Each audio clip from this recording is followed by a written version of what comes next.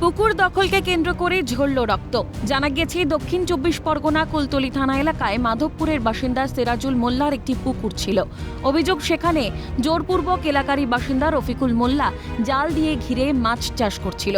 সেই জাল খুলে দেয় সিরাজুল মোল্লা ও তার পরিবার। এরপরই রফিকুল মোল্লা তাদের বাড়িতে চড়াও হন। সিরাজুল মোল্লা সহ বাড়ির মহিলাদের বেধড়ক মারধর করা হয়, মেরে মাথা ফাটিয়ে দেওয়ার অভিযোগ ওঠে। জোর করে ওরা দখল করে জাল দিয়ে ঘেরাও করে ওরা মাছ ফেলেছে। তাহলে আমরা সেই জালটা খুলে নিয়েছি, ও ছিল নি, জালটা খুলে নিয়েছি, নিয়ে ও কালকের ছিল, পরশুদিন ছিল নি, কালকের এসেছে, এসে চুপচাপ ছিল। আজ সকালে এসে এবারে ঘর চড়া হয় জোর করে আমাদের মেয়েদের উপর মারধর করতে শুরু করে দিয়েছে। পুকুর, আমাদের পুকুর ওরা জোর করে দখল করতে দিয়েছে। তারপর কী হলো? বাড়িতে চড়োয়া হয়ে এসে মেরে গেছে। আমাদের পুকুর ওরা জোর করে দখল করতে দিয়েছে। পাল্টা আক্রান্ত হন রফিকুল মোল্লা নিজেও।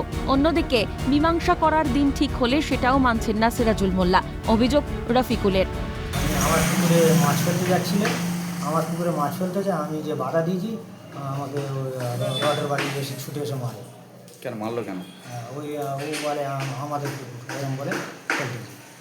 ঘটনায় 3 জন আহত হন। থানায় লিখিত অভিযোগ দায়ের করেন উভয় পরিবার। অভিযোগের ভিত্তিতে তদন্ত শুরু কুলতলি থানার পুলিশের।